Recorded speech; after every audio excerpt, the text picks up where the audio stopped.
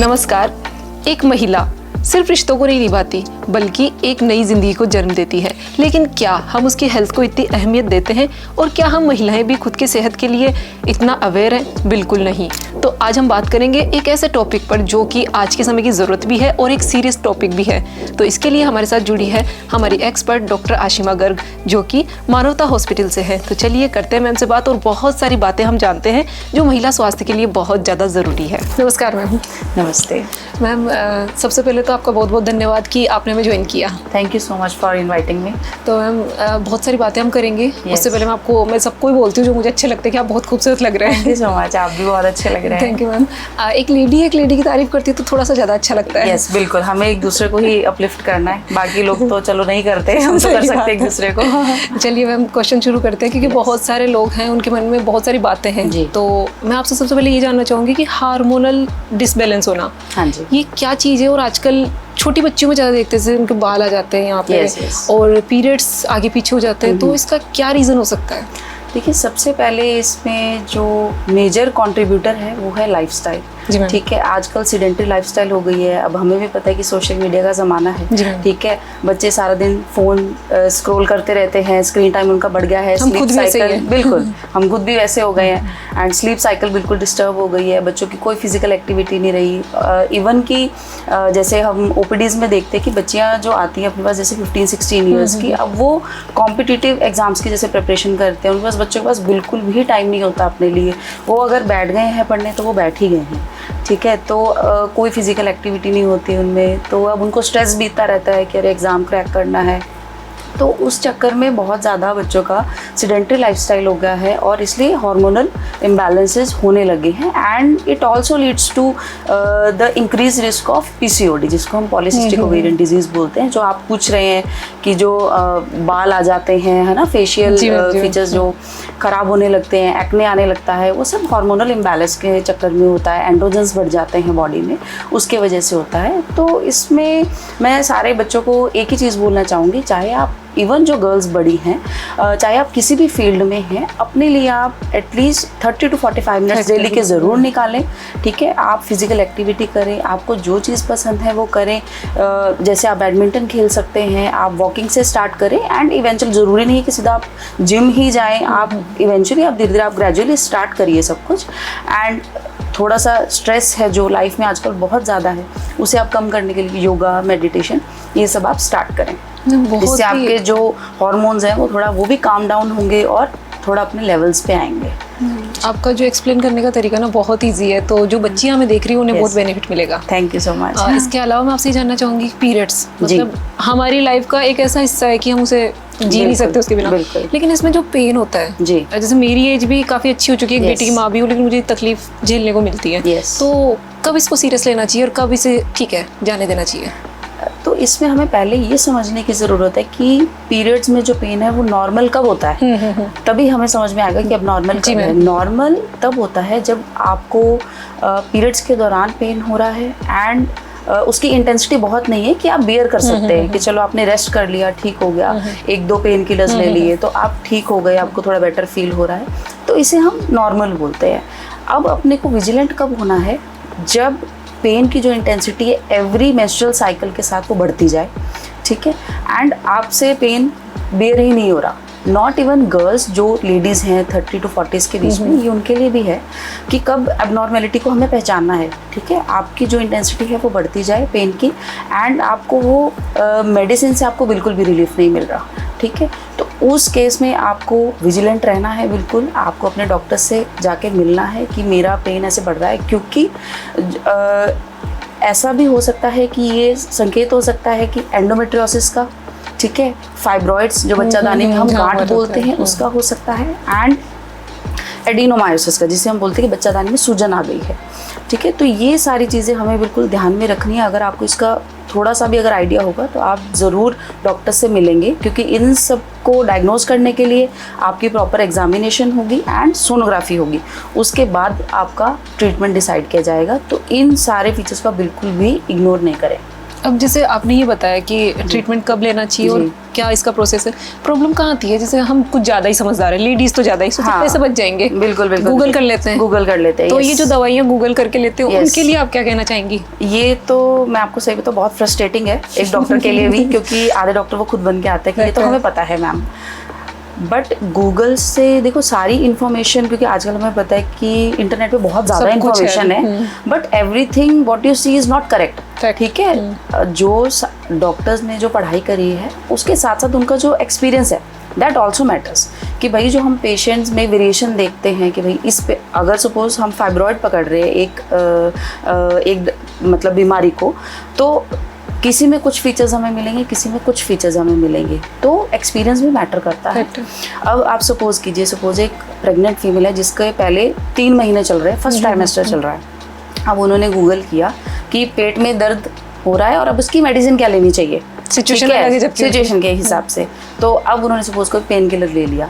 अब उनको ये नहीं पता कि इस मेडिसिन से पर्टिकुलरली आपका मिसकैरेज हो सकता है, अबॉर्शन हो सकता है, बच्चे के अंदर बर्थ डिफेक्ट आ सकते हैं। तो खुद बिल्कुल भी डॉक्टर मत बनो आप जाओ अपने डॉक्टर से, आप सलाह लो कि मैडम ऐसे दर्द हो रहा है, प्रॉपर आपकी वो एग्जामिनेशन करेंगे, उसके बाद आपको मेडिसिन देंगे। अब सपोज आप जैसे अपनी हार्मोनल इम्बैलेंस पे बात हुई थी, तो हार्मोनल इम्बैलेंस में अगर सपोज किसी ने गूगल किया what is the treatment for hormonal imbalance और पीसीओडी, अब उन्होंने देख लिया कि हाँ कुछ तो ओरल कॉन्ट्रासेप्टिव पिल्स का है, 21 दिन वाली दवाई है, तो ये ले लेते हैं। बट उनको ये नहीं पता इसमें भी 4 कैटेगरीज हैं, 4 तरीके के तो प्रोजेस्टेरॉन्स होते हैं इनमें, ठीक है, जिसकी हर एक प्रोजेस्टेरॉन की इंडिकेशन डिफरेंट है। तो आप ये नहीं कि हमने कोई भी उठाया और ले लिया, कौन सी बॉडी को क्या सूट करे, कौन सी बॉडी को, एंड कुछ कॉन्ट्रा इंडिकेशंस होती है जिसमें हम नहीं ले सकते, कुछ पर्टिकुलर जो हमारे कॉन्ट्रासेप्टिव पिल्स हैं, ठीक है। तो आप बेटर है कि अपने डॉक्टर से मिलें, उनसे राय लें, प्रॉपरली कॉन्वर्सेशन करें कि एग्जैक्टली हमें ये प्रॉब्लम हो रही है, तो उसके हिसाब से ही आपको मेडिसिन दी जाए। पर उन लेडीज़ को क्या कहेंगी आप जो यूँ सोचती है कि नहीं यार मेरे पैसे लग जाएंगे, और कई बार मैंने ऐसे केस भी देखे हैं जो लेडीज़ है ना प्रॉब्लम कुछ और है लेकिन उसको आधा अधूरा बताएंगे, यार ये तो ना मेरी वो अजवाइन ले लूँगी ठीक हो जाएगा, गर्म पानी पी लूँगी ठीक हो जाएगा। सब कुछ अगर अजवाइन से ठीक होता तो फिर तो क्या ही कहने थे, फिर तो सब लोग ही अजवाइन ले लेते। बट देखो कुछ पैसे बचाने के चक्कर में ना बहुत बड़ी कॉम्प्लिकेशंस हो सकती हैं, तो ये वो चीज़ नहीं सोचते कि अगर मैंने सपोज ये वाली मेडिसिन ले ली तो इसके कॉन्सिक्वेंसेस क्या होंगे। एक बार को तो मैं ले लेती हूँ, मेरे पैसे बच गए, मज़ा आ गया, ऐसा नहीं होता। बट जो आपको 3-4 दिन के बाद, 1 हफ्ते के बाद जो आपको उसके कॉम्प्लिकेशंस जो फेस करने पड़ेंगे, फिर आप भागोगे, आपका डबल ट्रिपल पैसा लगेगा, उसका आप क्या करोगे फिर? तो कोई सेंस नहीं है उसकी। आपकी जो प्रॉब्लम है आप प्रॉपर्ली जाकर डिस्कस करो। सही बात है।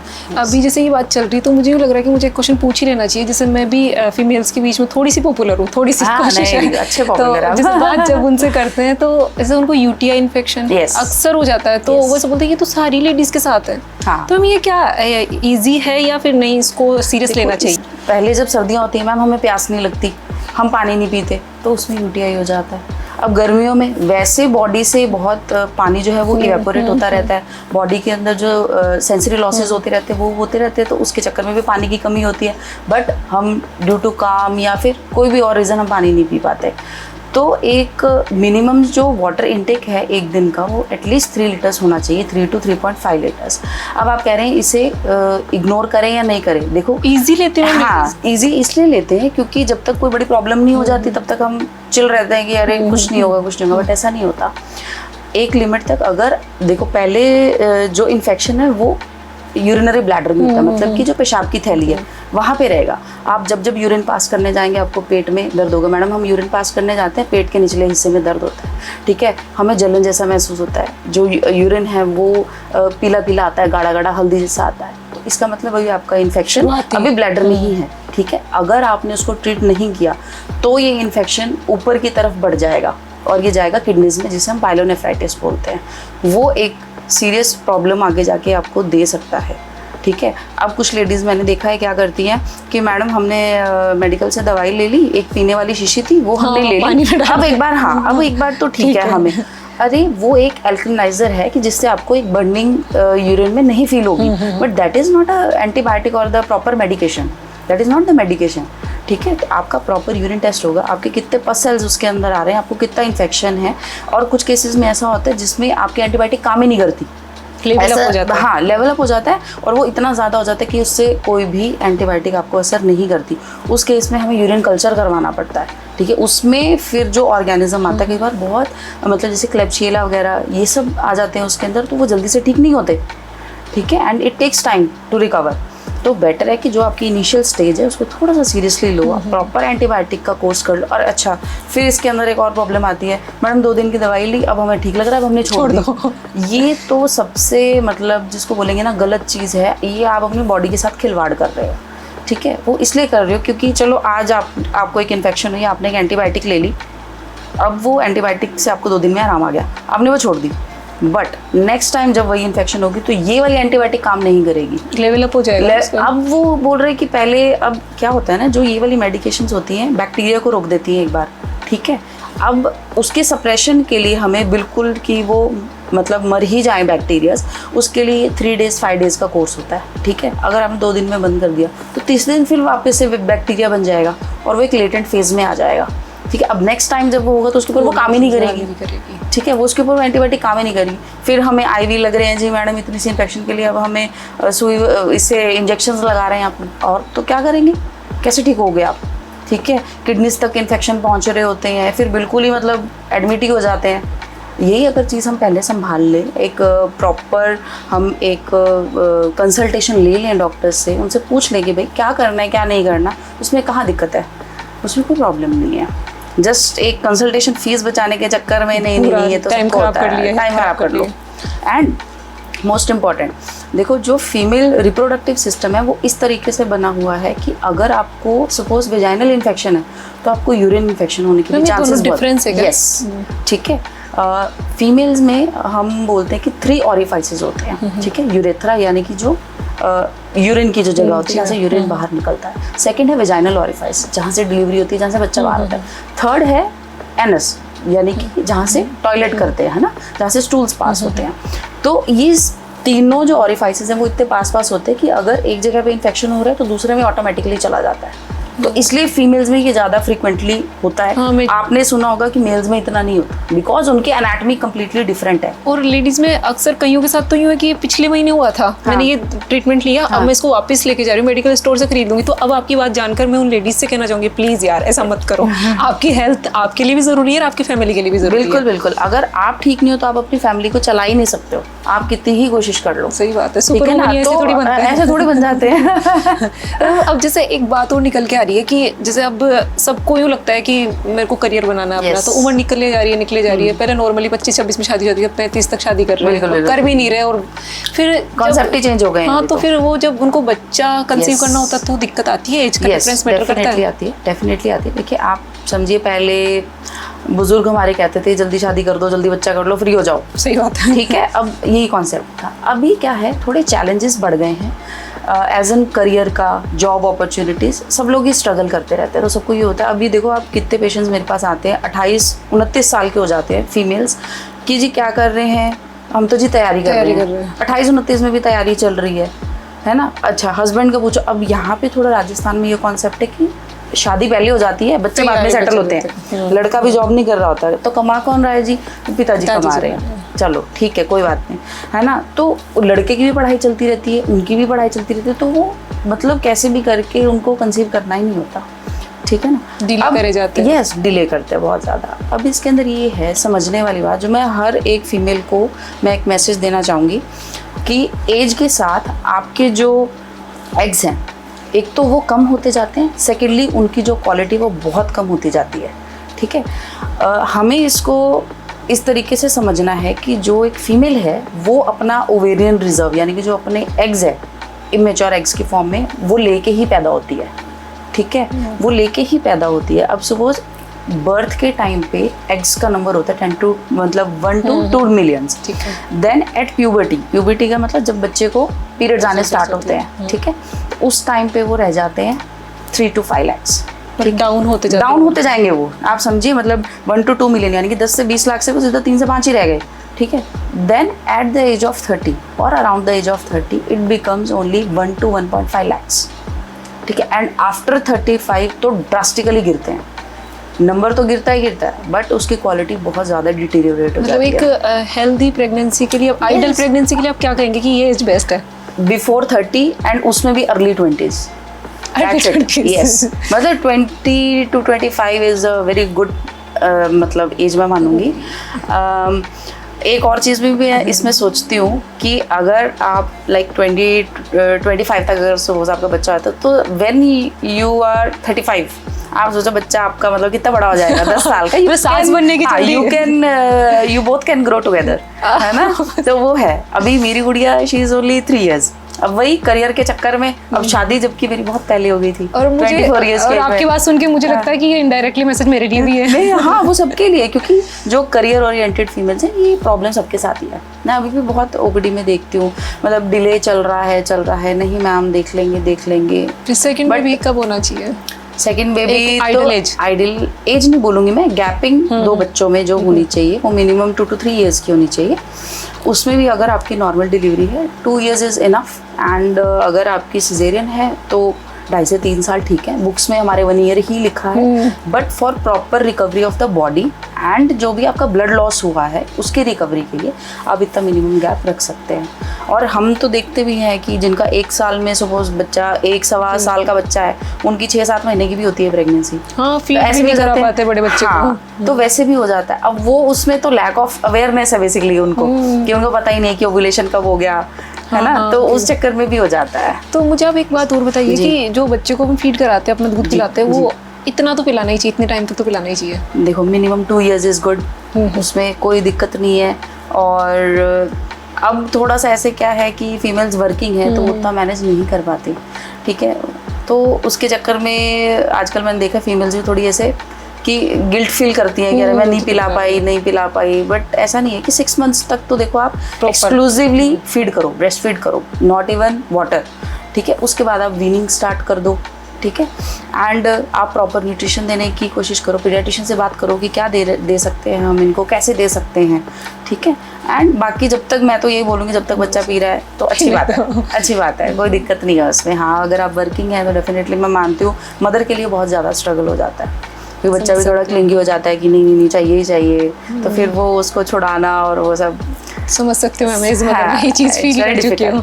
हाँ, तो मैं 1 मिनट जो आप वो बात कर रहे थे एज एंड एग्स वाली, तो इसमें ये है कि अगर आप 30 के बाद अगर आप कंसीव करने की ट्राई कर रहे हैं तो उसमें कंसीव होने में थोड़ी सी आपको दिक्कत हो सकती है, ठीक है।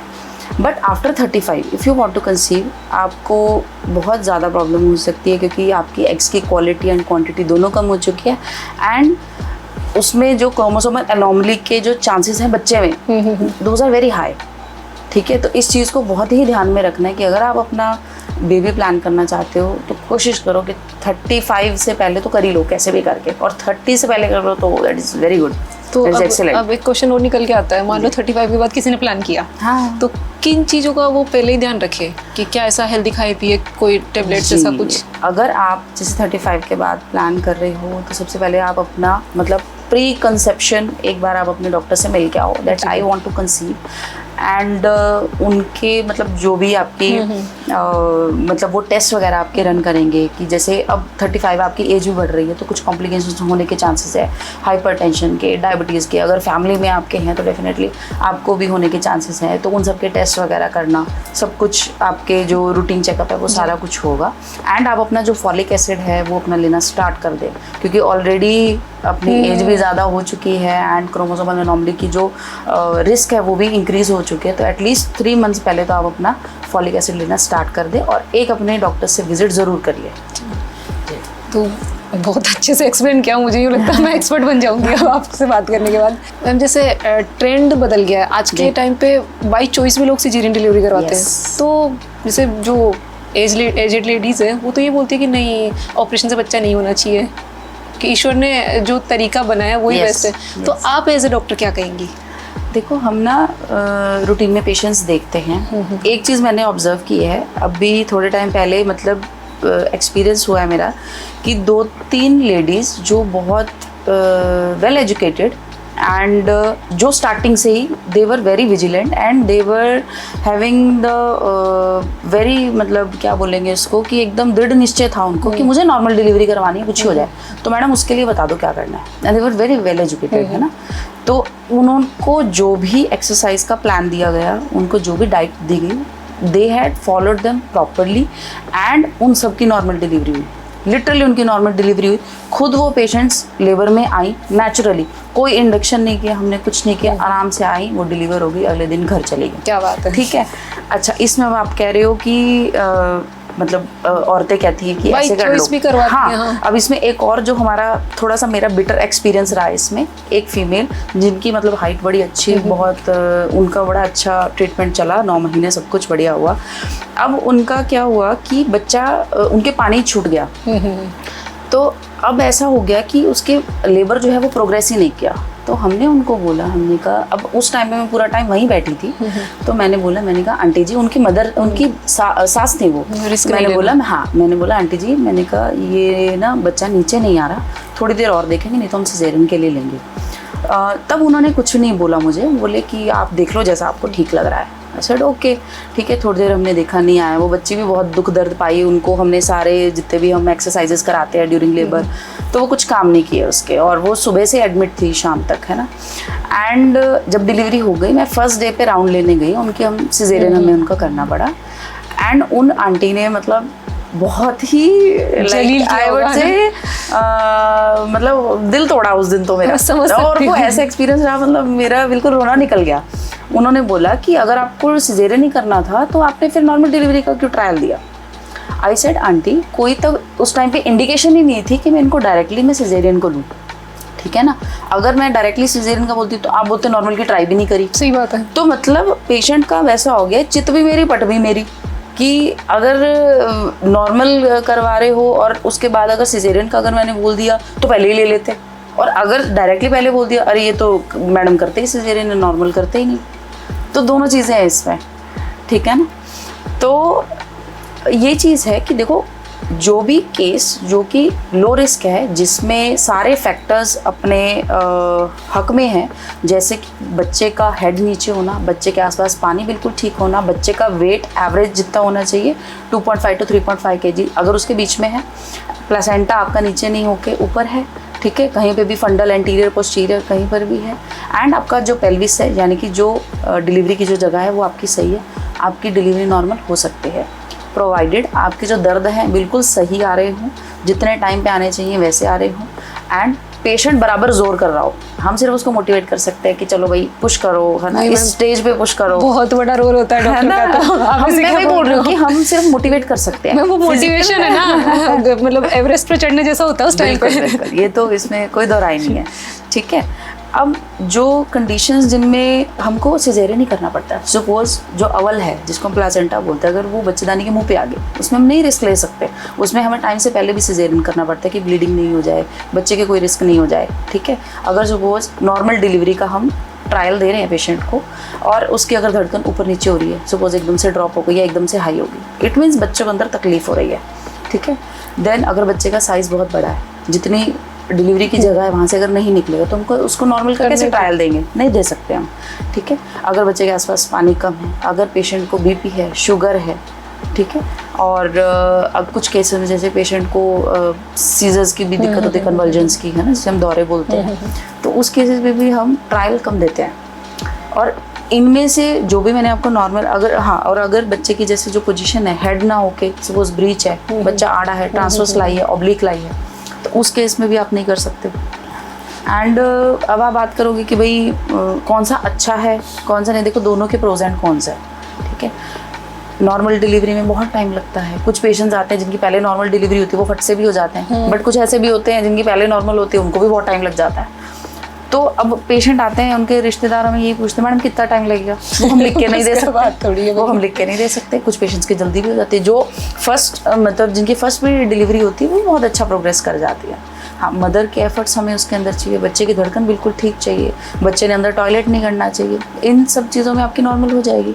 फिर आपको पता है कि नीचे की तरफ कट आता है जिसे हम एपिसियोटॉमी बोलते हैं, ठीक है। एंड जिनकी नॉर्मल डिलीवरी हुई होती है, सपोज जिनकी अनअसिस्टेड होती है, जैसे पहले हम कहते थे कि जो औरतें हैं मतलब बड़ी उम्र की, उनकी घर पे ही हो जाती थी, तो उनमें क्या है जो नीचे की जगह है जिसे हम यूट्राइन प्रोलैप्स बोलते हैं, यूट्रोवेजाइनल प्रोलैप्स बोलते हैं, तो उनमें वो दिक्कत हो सकती है, ठीक है। अभी नहीं but later on in the, क्योंकि देखो मसल स्ट्रेच हो रही है, पूरा पेल्विक फ्लोर स्ट्रेच हो रहा है, तो उसके चक्कर में लूजनेस, थोड़ी सी वेजाइनल लूजनेस हो जाती है।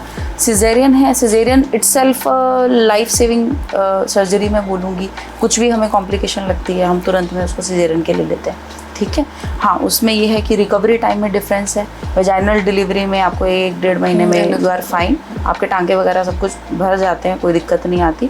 After 3 weeks of vaginal delivery आप अपनी रूटीन एक्टिविटी स्टार्ट कर सकते हो। वेयर एज आपको सिजेरियन में थोड़ा सा टाइम लग सकता है, क्योंकि पहले 10 से 12 दिन आपको मतलब सीधे होने में ही टाइम लग जाता है, क्योंकि आपको टांके, हाँ, क्योंकि आपके टांकों में जोर आता है, ठीक है ना, टांकों में जरूरत है। और कुछ मैं ये कोई हार्ड एंड फास्ट रूल नहीं है, ये मैं अपने एक्सपीरियंस से आपको बता रही हूँ। वैसे भी बहुत स्ट्रांग है, बहुत स्ट्रांग है।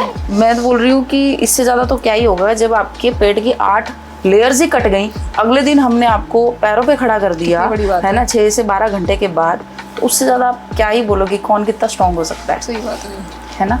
तो वो चीज़ है, रिकवरी टाइम में डेफिनेटली डिफरेंस है। आपको मैं तो बोलूँगी कि जो दोनों डिलीवरीज हैं इसमें आपको मिनिमम 3 मंथ्स तो आप अपनी बॉडी को दीजिए। आप देखो 9 महीने लगे हैं एक बॉडी को पूरा चेंज होने में, एक अंदर आप सोचो कि आपने एक इंसान बना दिया, सोचो बॉडी को किन चीज़ों से गुजरना पड़ रहा है, तो उसको नॉर्मल आने में भी टाइम लगता है, ठीक है, उसको टाइम लगेगा। आप ये सोचो कि अरे अब तो मैं मोटी हो गई, नहीं, इट विल टेक टाइम, आप बिल्कुल ठीक हो जाओगे। 1-2 आप देखो कुछ पेशेंट्स में 1-2 साल लग जाते हैं, आराम से लगते हैं। अगर आपको कोई घई गड़बड़ नहीं करनी है उसके अंदर कि मैं तो डाइटिंग कर लेती हूँ, मैं तो क्रैश डाइट कर, अरे आप बच्चे को फीड भी तो करा रहे हो। एक ऐसा मतलब बोलूँगी मैं कि एक ऐसा जीव है जो सोली आपके ऊपर ही डिपेंडेंट है कि जो बाहर का भी कुछ नहीं खा सकता, उसके लिए सिर्फ आपकी बॉडी ही सब कुछ है। तो उसके लिए आप ऐसा मत करो, अभी उस बच्चे के बारे में सोचो, वो सिर्फ आपके ऊपर डिपेंडेंट है, at least minimum for 6 months at least. तो सुन रही है लेडीज, वो लेडीज भी जिनको बच्चा होने वाला है या फिर होने वाला है, और वो लेडीज भी जो ऐसा सोचती है कि नहीं यार सिजेरियन ही होनी चाहिए, सब बेस्ट है अपने आप में। हाँ, तो आप ऐसे मत सोचो कि अरे नॉर्मल है तो अरे वही उन्होंने इतना जोर लगाया वही हमसे सुपीरियर। नो नो नो, जिस लेडी ने अपने 8 मसल्स की लेयर, जैसे अपनी लेयर्स कटवाई हैं एब्डोमेन की, बहुत बड़ी बात है, तो she is not less than a strong woman, वो भी बराबर की ही है, उसको इवन ज़्यादा टाइम लग रहा है रिकवरी में। सैल्यूट तो ना हर लेडी को है। आई फील एवरी, मतलब हमारे तो ना मेरी मदर बोल देती हैं, बोल रही है कि जब पेशेंट की डिलीवरी होती है ना कोई भी फीमेल की, उसका दूसरा जन्म होता है। एंड आई हैव सीन, अब हमारे तो अब सपोज कोई पेशेंट को हम बोल देते हैं PPH हो जाता है डिलीवरी के बाद, पोस्टमार्टम हीमोरेज, डिलीवरी के बाद ब्लीडिंग हो जाती है, तो वो किसी भी, अगर सपोज कोई नॉर्मल पेशेंट भी जिसको कोई प्रॉब्लम नहीं है वो उसमें भी हो सकता है। तो आप इसको दूसरा जन्म नहीं बोलोगे तो क्या बोलोगे कि भाई वो उस चीज़ को छू के वापस आ गया, वो उसमें जा सकता था लेकिन उसको छू के वापस आ गया, तो उसका दूसरा जन्म ही है वो। मुझे तो आपसे बात करके यूँ लग रहा है कि यार मतलब अपने आप में एक फीमेल होने के नाते अपने आप पे प्राउड था, लेकिन आपकी बात सुनने के बाद लग रहा है नहीं मैं बहुत अच्छी हूँ, मैं बहुत स्ट्रॉन्ग हूँ। बिल्कुल, every women I feel is way stronger than she thinks, and वो कुछ भी कर सकती है, लिटरली कुछ भी कर सकती है, वो कर ही रही है, कर भी रही है। आप एक सबसे बड़ा एग्जांपल मेरे सामने ही है। मतलब आप अभी देखो अपने बच्चे को साथ ले जाके भी काम कर रही हैं, बच्चे के बिना भी काम कर रहे हैं, उसको पहले स्कूल भी आप ड्रॉप करके आते हो, उसके आने के बाद भी आप ध्यान रख रहे हो, फिर आप अपनी जो करियर है उसको भी आप मेंटेन कर रहे हो, और कितना है ना। उसके बाद फिर आपके जो शौक है, मैं बोल रही हूँ, आप उसको भी मेंटेन कर रहे हो, उसको भी जी रहे हो, तो क्या ये सोने पे सुहागा है? मुझे नहीं लगता मेल्स में इतनी कैपेबिलिटी होती है, बर्दाश्त की क्षमता ही नहीं है, नींद जरूरी है ना उनकी। नींद मुझे लगता है कि शायद ही कोई लेडी पूरी नींद दे पाती है आफ्टर बेबी, शायद ही, चाहे आप हो चाहे मैं हूँ चाहे कोई और हो। बिल्कुल बिल्कुल, कि बोलते ना 8 घंटे कहाँ से सोए, 8 घंटे 8 घंटे वाला तो भी यार मैं कह रही हूँ 6 ही हो जाए तो कॉन्सेप्ट ही गलत है, 6 ही हो जाए तो भी बहुत है। अब मैं आपसे एक क्वेश्चन ये पूछना चाहूँगी कि आफ्टर डिलीवरी ऐसी कौन सी चीज़ें जो हम इग्नोर कर देते हैं या लेडीज इग्नोर फील करती है? देखो मेरे तो हिसाब से डिलीवरी के बाद सबसे जो मतलब जिसको बोलेंगे इग्नोर जो प्रॉब्लम है वो है उसकी mental health. What I feel, है ना, बच्चा कैसा है सब पूछेंगे, हाँ सब ये तो पूछ लेंगे कि अरे बच्चा कैसा है, ठीक है। मदर के पास कोई जाता है कि ये कैसी है, जो बहुत ही जिसको प्यार होता है फादर मदर, वो एक बार आके हाँ कि बच्चा हमारा ठीक है ना, हाँ ठीक, मैं लकी हूँ, फिर तो मैं लकी हूँ। यस, तो वो चीज़ है। देखो आप डिलीवरी के बाद ना बहुत लोग हो जाते हैं ज्ञान देने वाले, ऐसे कर लो, वैसे कर लो, ये कर लो, वो कर लो, ये नहीं खाना, वो नहीं खाना। उसमें मैं लिटरली मैं एक एग्जांपल दूंगी। मेरे पास एक पेशेंट आई थी, डिलीवरी हो गई थी, उनकी सिजेरियन हुआ था, तो वो अपने हस्बैंड के साथ आई टाँके कट करवाने के लिए। तो वो थोड़ी सी ऐसे फ्रस्ट्रेटेड मुझे दिखी, तो वो लेटी, मैंने कहा आप कैसे हो? तो बस नहीं मैम ठीक हूँ। मैंने कहा नहीं लग रहे मुझे, आप प्लीज़ मुझे बताओ। तो शी वॉज लाइक कि वो एकदम से ना जब भड़क उठी, तो मुझे बोली पानी तो देते नहीं है ये लोग। मैंने कहा अरे पानी नहीं देते का क्या मतलब? तो उसके हस्बैंड अंदर ही बैठे थे, तो उन्होंने यूँ करके कर्टन हटाया, बोले मैम ये तो ऐसे ही करती है। बोले पानी कहाँ देते हो आप लोग मेरे को? पानी पीने देते हो क्या? बोलते हो पेट फूल जाएगा, पेट फूल जाएगा। और मैंने उसके हस्बैंड की तरफ देखा, मैंने कहा आप लोग पानी नहीं देते हो क्या इनको? बोले मैम वो गांव में औरतें बोलती हैं ना पेट फूल जाएगा, तो इसलिए दिया नहीं। मैंने कहा आप कैसी बातें कर रहे हो आप? मतलब जो दूध के अंदर 80% जिसका पार्ट पानी है, आप उसको पानी नहीं दे रहे हो, फिर आप बोलते हो कि दूध नहीं आ रहा है, तो आप कर क्या रहे हो? ठीक है ना। अब डिलीवरी के बाद होता ही है कि पेशेंट के, एक तो बच्चा एक नई चीज़ हो गई जिसके लिए वो अडेप्टेड नहीं है पहले से, एक तो उससे डील करना, फिर सारी रात नहीं सोना, ठीक है। फिर उसके बाद कुछ पेशेंट्स को ऐसा होता है दूध नहीं आ रहा, अच्छा आ रहा है तो कम आ रहा है, अब मैं कैसे करूँगी? तो उसका गिल्ट एक अलग लेवल का ही हो जाता है कि ये बच्चा मेरे पे डिपेंडेंट है, मेरे अंदर दूध ही नहीं आ रहा, इसको अब मैं इसको कैसे पालूंगी? उसका गिल्ट पेशेंट्स में इतना ज़्यादा है that I can't tell you. मतलब उससे लिटरली मैंने भी सफ़र किया है, तो उसका गिल्ट बहुत ज़्यादा लेते। फिर उसके बाद आजू बाजू के ताने कि ये तो दूध भी नहीं पिला सकती, ये तो ऊपर का पिला रही है। एक चीज़ और मैम की है ना, इसको बच्चे से लगाव ही नहीं है, इसको लगाव ही नहीं है, दूध आएगा कहाँ से? आप मतलब मैं लिटरली अपने एक्सपीरियंस से बता रही हूँ, हम लोग बहुत सारी डिलीवरीज करवाते हैं ना, तो तब तो हमें इतना नहीं महसूस हुआ जब तक मेरी डिलीवरी नहीं होगी।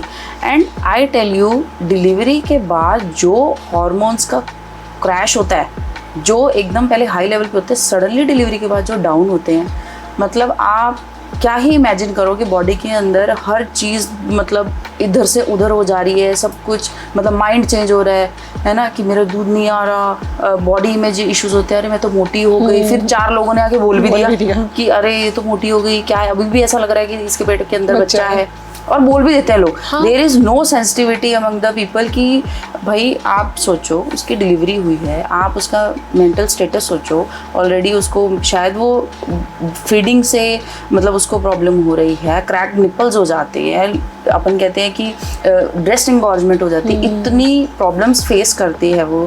फिर ऊपर से अगर नॉर्मल डिलीवरी है तो नीचे के टांकों का दर्द, सिजेरियन है तो सिजेरियन के टांकों का दर्द, सब कुछ। अब इसके अंदर मैं मेन रोल बोलूँगी, हस्बैंड का बहुत बड़ा रोल है, आई वुड से। ठीक है, देखो फैमिली ज़रूरी है, डेफिनेटली ज़रूरी है, बट जो एक मेल पार्टनर है आपका, जो हस्बैंड है, उनका बहुत बड़ा रोल है। हाँ, अगर वो इतना सा बोलते कि नहीं तुम जैसी खूबसूरत तुम जैसी हो, तुम ठीक हो and you are doing your best, it is more than enough. ठीक है, क्योंकि उस टाइम पे मुझे ऐसा लगता है कि एक फीमेल को अपना पति ही उस टाइम पे अपने पास चाहिए होता है। एक्सपेंसिव गिफ्ट नहीं चाहिए हमें। ऑब्जर्व कि बहुत सारे गांव में अभी भी ये प्रैक्टिस है कि पति को तो कर देते हैं बाहर, सास आ जाती है अंदर। अब वो बेचारी को अगर कुछ प्रॉब्लम हो रही है तो वो बता ही नहीं पाती। 30 साल पहले उन्होंने जो झेला है वो सिचुएशन आज नहीं है। करेक्ट, वो वैसा है ही नहीं। ठीक है, बट अभी भी वो प्रैक्टिसेस होती हैं एंड आई हैव सीन। तो आप हस्बैंड जैसे अगर वो फीड करवा रही है, एक पीछे पिलो लगा दो, क्या जा रहा है आपका, कुछ नहीं जा रहा, लैप में एक पिलो रख दो, लो भाई बेबी को ले लो। अगर उसने फीड करा दिया तो आप बर्पिंग करवा दो। ठीक है, उसको डकार आ जाएगी तो वो भी बेचारी थोड़ी संतुष्ट हो जाएगी, कंफर्टेबल हो जाएगी, वो कॉन्फिडेंस आ जाएगा, कॉन्फिडेंस आ जाएगा कि नहीं we can do it like कर लेंगे। हाँ, कि मिलके सब हो जाएगा। मिलके क्या नहीं होता, मिलके सब हो जाता है। बाकी जो घर वाले हैं थोड़ा किचन का देख लो, लॉन्ड्री का देख लो, है ना, बाहर की चीज़ें देख लो। हर जरूरी नहीं है कि वो जो पेशेंट है उसी करे, उसके सर पे ही ये करना है कि भाई ये बताएगी तो आगे होगा, ऐसा नहीं है। आपको उस टाइम पे पेशेंट को टाइम देना ही पड़ेगा, उसकी मेंटल हेल्थ की रिकवरी के लिए, उसकी फिजिकल हेल्थ की रिकवरी के लिए, एवरीथिंग। वो ऑलरेडी बहुत चीज़ों से जूझ रही है। और समहाउ अब जो लड़कियां जो पढ़ी लिखी हैं, उनके husbands they are so wonderful, मतलब आप क्या ही बोलोगे, लाजवाब। मतलब इतना मन खुश होता है उनको देख के कि वो इतना सपोर्ट करते हैं, इतना सपोर्ट करते हैं। ओ माय गॉड, मतलब डिलीवरी के टाइम पे अंदर खड़े होते हो और स्पेसिफिकली पेशेंट बोले नहीं बोले, वो पक्का बोलते कि मैम हम ना अपनी वाइफ को सपोर्ट करने के लिए मैम अंदर खड़े होंगे, मैं मोस्ट वेलकम, आप आइए, कोई दिक्कत नहीं है। सिर पे खड़े होते हैं, I can show you the videos, मतलब इतना प्यार से हर थोड़ी देर में पानी पिलाएंगे। ओटीज में भी जाते हैं, ओटीज में मतलब इतना टाइम नहीं है, बट यस अभी मतलब हस्बैंड्स जाते हैं and they enjoy every moment. मतलब वो पूरा मतलब वो देखते हैं कि क्या प्रोसेस होता है और बाद में उनको फील होता है कि और मतलब कितनी हाँ कितनी महान है ये औरत जिसने मेरा बच्चा जन्मा है, and she is going through a lot, कि मतलब वो किस किस चीज़ों से इतनी दर्द पीड़ा से जो गुजर रही है, वो मतलब इस बच्चे को बाहर लाने के लिए कर रही है वो इतना सब कुछ। होगा क्या, पुरुष प्रधान समाज है, बेटा तो तुम्हारा ही कहलाएगा, बेटी तुम्हारी कहलाएगी, किसका बच्चा है, फलाने का बच्चा है। अब मैं ये भी बोलूँगी कि भाई अभी थोड़ी लिटरेसी रेट अच्छी हो गई है, सब पढ़े लिखे हैं, दे आर वेरी मतलब वेरी ब्रॉड माइंडेड, और लड़कियों का भी आजकल इतना भव्य स्वागत करते हैं, मतलब मज़ा आ जाता है देख के, बहुत मन खुश होता है, बहुत ही नाच उठते हैं लोग कि अरे, और स्पेशली सासू माँ मतलब बोले कि हाँ हाँ हमें तो बहुत अच्छा लगा कि हमारे घर लक्ष्मी आ गई, हमारे घर गुड़िया आ गई। तो अब वो थोड़ा सा गैप कम हो गया है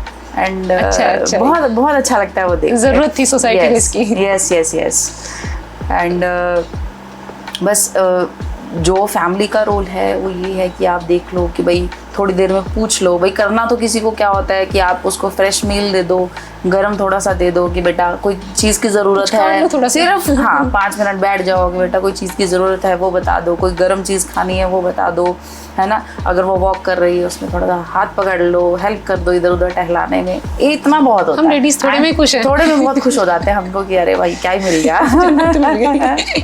बहुत हमारा जो बोलते हैं मार्जिन बहुत कम होता है हर चीज़ में, अरे इतना मिल जाए, we are happy, more than enough, more than enough, this is more than enough. आपके चेहरे की स्माइल बता रही कि आप जब बच्चा डिलीवर करके किसको देते होंगे तो आपके मन में कितना ये लगता है बहुत बड़ी जंग जीत ली। यस, बहुत सुकून मिलता है हमें, तो बहुत अच्छा लगता है कि मतलब मालिक ने हमें इतना रखा कि हम किसी की लाइफ में खुशियाँ ला पा रहे हैं, एंड उससे बड़ी चीज़ हमारे लिए कुछ भी नहीं है।